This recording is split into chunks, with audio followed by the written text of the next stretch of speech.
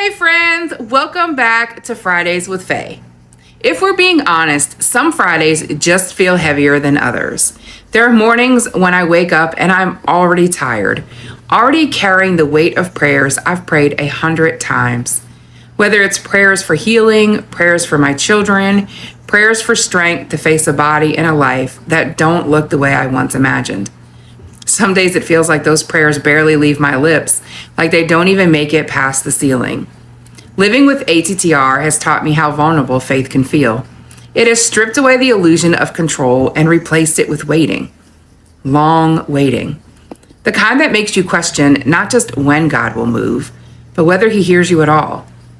But yet, I keep coming back. Not because I have all the answers, but because something in me still believes that even in the silence, God is near. That even when I feel unseen, he is watching. Even when I feel empty-handed, he is still calling me. So today, if you're weary, if you're doubting, if you're showing up with more questions than confidence, this space is for you. Let's talk about what it means to be seen, held, and loved, especially when life feels heavy.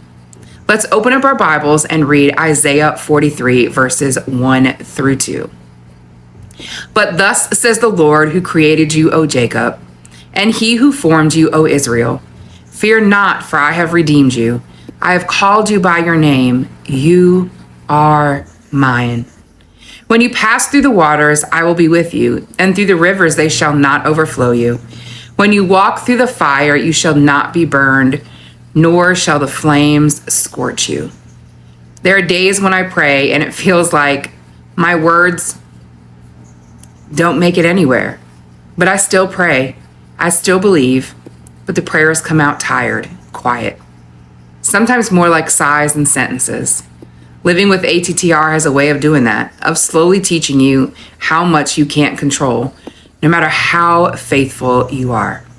There was a time when I thought faith meant confidence, bold prayers, big declarations. Now some days faith looks like whispering, Lord, please, and hoping he knows what I mean. ATTR doesn't rush in all at once. It takes pieces of you slowly, strength, independence, certainty. One day you can do something without thinking, and the next day you can't. And with every loss, there's a quiet grief no one really prepares you for. You start wondering who you are when so much has changed. And that's when the lie creeps in. Maybe I'm not enough anymore. I find myself relating to the prodigal son more than I ever expected, not because I walked away from God, but because I know what it feels like to come to him empty-handed, to feel worn down, to feel like all I have left to offer is need. In Luke 15, the prodigal practices his speech. He plans to ask to be a servant. He assumes he's lost his place. And yet, before he can even finish his apology, the father runs to him.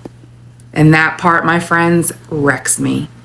Because when I'm honest, there are days I approach God like that son, head down, heart heavy, bracing for disappointment. I come wondering if I've prayed wrong, believed wrong, waited wrong. I come afraid that my unanswered prayers mean I've been overlooked. But Isaiah tells us something so different. I've called you by name. You are mine. Not you were mine, not you'll be mine if you're strong enough, but you are mine. The verse doesn't say the waters won't rise. It says he will be with us in them. And sometimes those waters look like chronic illness, like watching your body change while your heart tries to keep up, like praying for healing while learning to live with what hasn't healed yet. There are valleys where God feels silent, not because he's absent, but because he's close in a way we don't recognize. I've learned that when my prayers feel stuck, he's often holding me tighter than ever, like a father who knows his child is too tired to explain.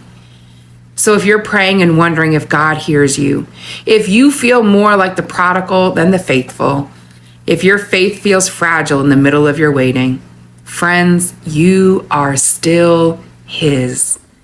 You are still seen, and you are still being run toward, not away from, even when the prayers don't make it past the ceiling, especially then. Friends, thank you so much for spending some time with me today. I hope that this has encompassed your heart and you take it with you all week. If this has helped you, share it with someone who's in a valley and feels like God does not see them either. Join me next week. Same time, same place, different word. Love y'all.